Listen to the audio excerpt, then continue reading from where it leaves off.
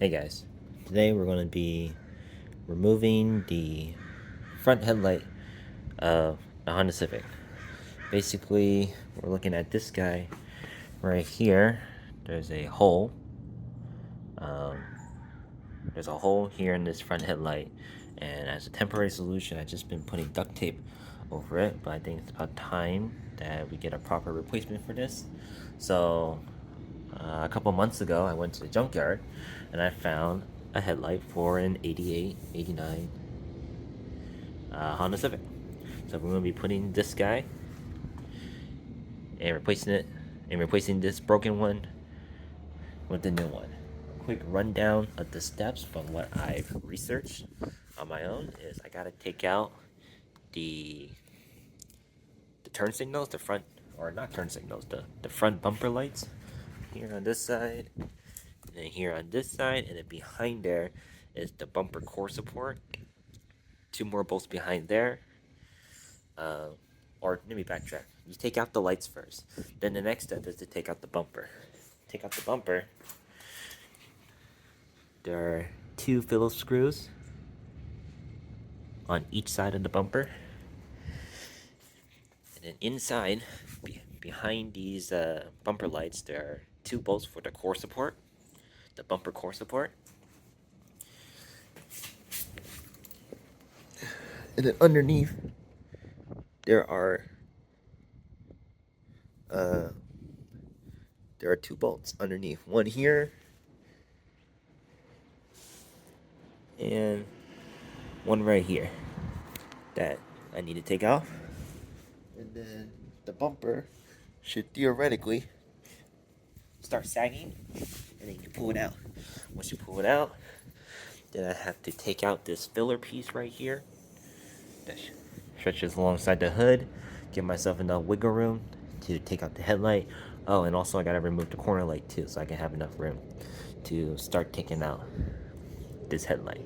So we'll get started. Alright, so first step will be taking out the front bumper lights. There are two Phillips screws, so I'm going to have a Phillips screwdriver.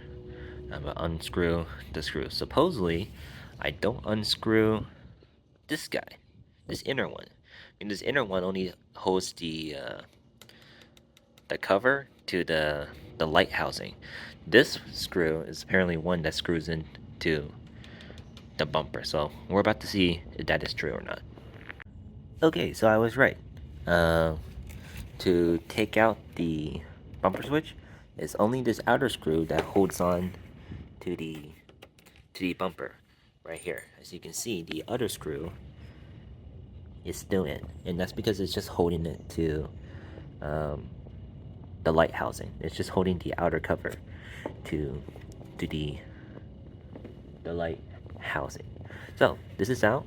The only thing you have to do is untwist the bulb, and that will be out, and repeat the same for the other side. Alright, the screws are out, and it basically looks like this. Same process with the front bumper lights. Unscrew the bulbs holding in the light housing, and it should be free to go. Alright, corner light housing is off. The bulbs are just going to sag for right now. The next step is to now take off the front bumper. Again, it's just these two Phillips screws right here. There are two on each side. We'll get those started, and then we'll proceed to the next step. Alright, I'm on the right side of the car because I just finished taking the last set of Phillips screws on this side of the car. One quick note is, so I was able to get it in with a screwdriver. You'll find that it's a little bit tight in between here. You can try using a ratchet, or you're running especially thick tires, you can turn your wheel to the left side or the right side, just to give you, depending on which side you're on, and that can give you a little bit more wiggle room to fit a screwdriver and get the bolts on. But now that we finished that, our next step is to go in here, and these two bolts are holding the bumper to the core support. So we got to get a ratchet extension and get those out of there. Okay, so some disturbing revelations on this side. So just for some context, I have never taken off the bumper before. This is my first time seeing the inside, and apparently one of them has been stripped. So that means at some point in time this bumper has been removed. It looks like the previous person who did this job over tightened it. I don't know what happened. I don't know who did it, but the top, the bolt head has been sheared off. And so on this side there's only one 10 mil holding up the bumper, which is not the worst. Again, this is not a track car. This is a daily driver. I drive this to work. It doesn't affect too much, but found that kind of funny, but also a little shocking. But anyways, I'll take out this bolt. The bumper should start to sag, and then we'll move on to the next step. This might be a future problem if I want to secure another bumper. Might have to do some drilling. All right, the next step, I just took out the bumper bolts. It's starting to sag. Basically, it's wiggling a little bit. I'm not sure you can tell. But anyways, final step to take off the front bumper is take off this bolt right here and take off this bolt right here. Alright, the bottom bolts are off. They're also 10 mil. So you can see the bumper is starting to sag. So everything should theoretically be loose, and I should be able to pull it off the car now. So let's see.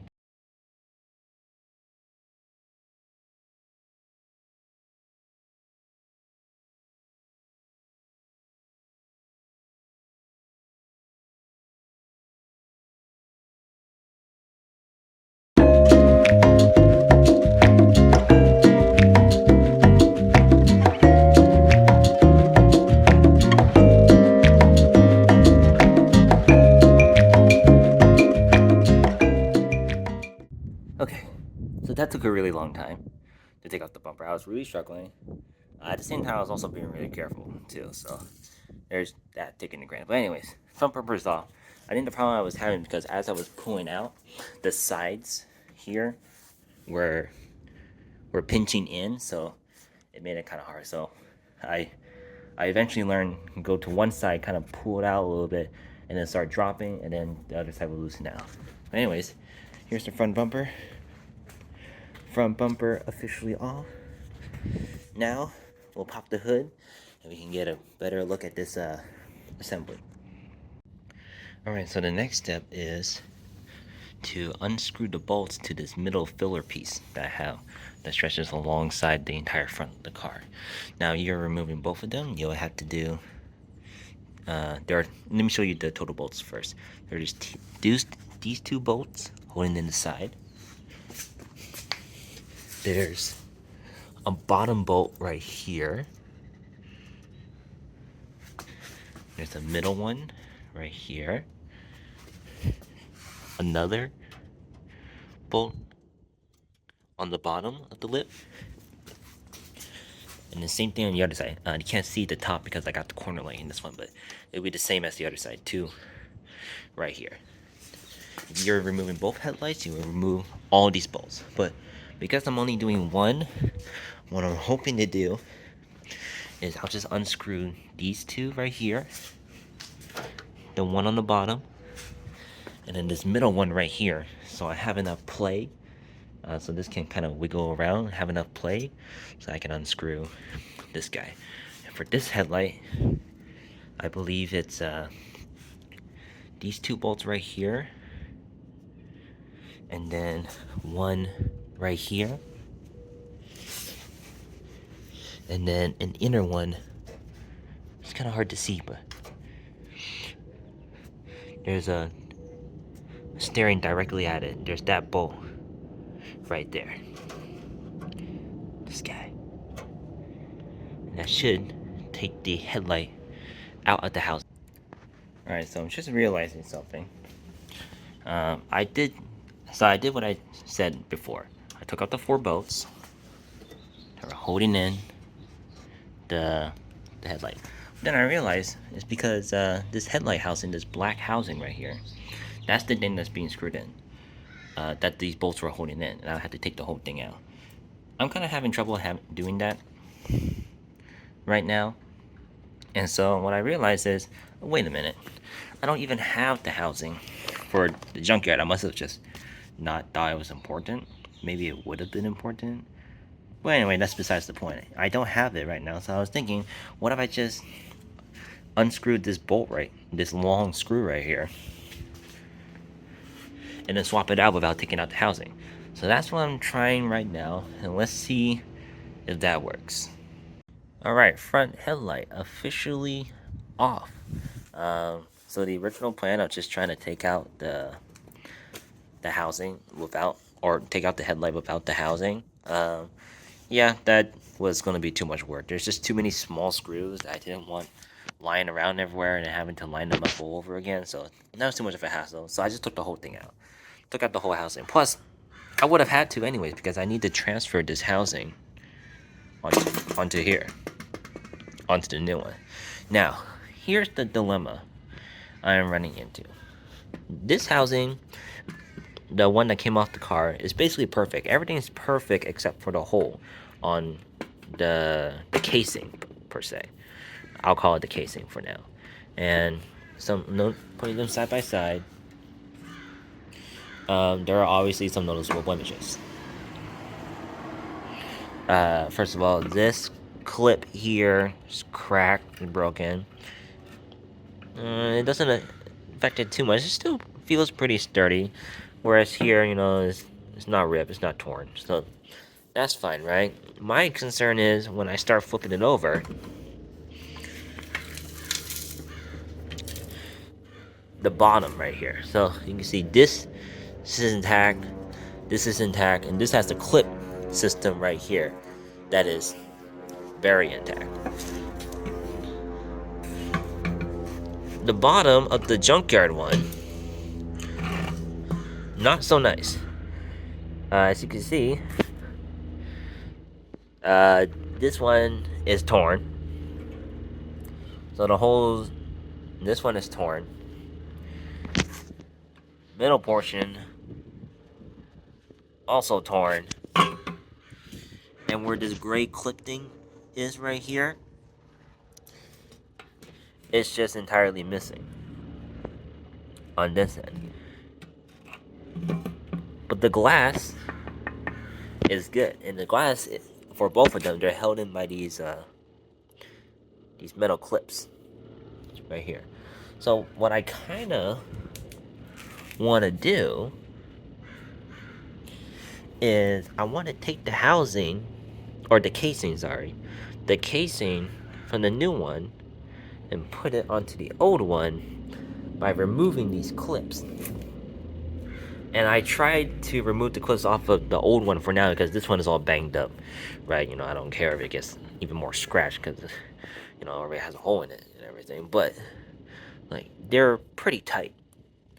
And I'm afraid of scratching the casing. So at the moment, I don't know what to do. I would rather just do this. The ideal scenario is I take this glass casing and I move it onto here. Boom, that way I don't need to take out all these screws, move the housing, etc., etc. Right, the black housing right here, etc., etc. And boom, this should be done. Everything clips right in. But I'm just a little hesitant right now. I don't know what to do at the moment, so I'll probably think about it for now. Maybe get a second opinion and see what I would do from now moving forward. Okay, so we're going on a bit of a side quest right here. I've decided to remove the casing to see if I can transfer the old casing, or the new casing onto the original hardware that came off the car. As you can see, there are lots of glass bits in here because this thing is chipped. You can see the hole. Not good. So I'm gonna clean all this up, clear this up, and there's some gasket here. So I'm gonna have to get some gasket maker to reseal the entire thing. But I practiced taking off the clips. It's not pretty. Shattered some glass pieces, but the last few I managed to do without breaking the glass. And what I did was I used some WD-40, sprayed it on where the clips make contact with the glass, just a little bit, just to loosen things up. So now the real test is to get out the clips from this guy and then reinstall them onto there. So we'll give it a shot. Alright, so it's been several hours later from the last clip. Last clip, I was explaining, trying to get the casing off, and which I did. I eventually did, but it took a really long time because so the original housing here, this is what it looks like with the casing off. Basically, in this dredge here is some kind of gasket maker, sealant basically to prevent water from getting into your headlight, and as you also saw in the previous clip, it also held in with some clips.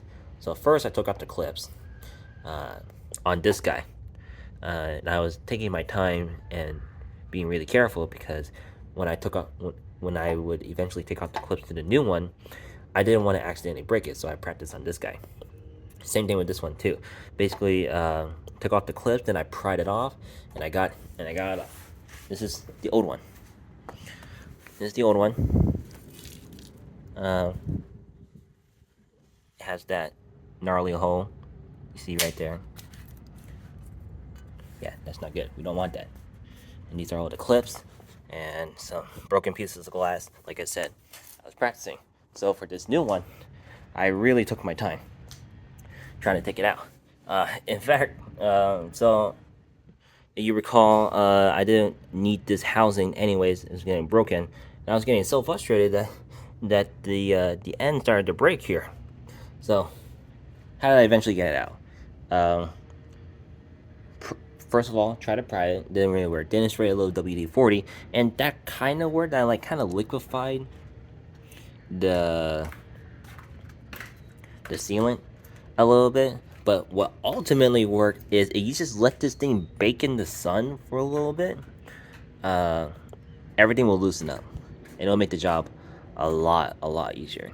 Again, took off the clips on this one as well. This is the new housing. I rinsed it down with a little bit of water, and now I'm just letting it dry, making sure that all the water is completely evaporated before I put it on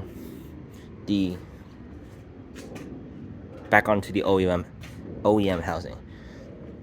Next step from there is we're going to put in some new gasket. This is flowable silicone. I don't know if this is technically the right thing you should use, but this thing helps seal leaks and drafts. Is waterproof and is good for glass. So this will go into the housing. It is now the next day. A lot of things has happened last night. I was kind of in a rush because it was getting pretty late. But basically, once you install the headlight glass onto the housing, reverse the steps, put back in the bumper core supports on the inside, the 2 bolts on the bottom, the screws on the side, corner lights, just to name a few. Oh, obviously, put the bolts in the housing, and boom, your headlight should be back on. Check this out.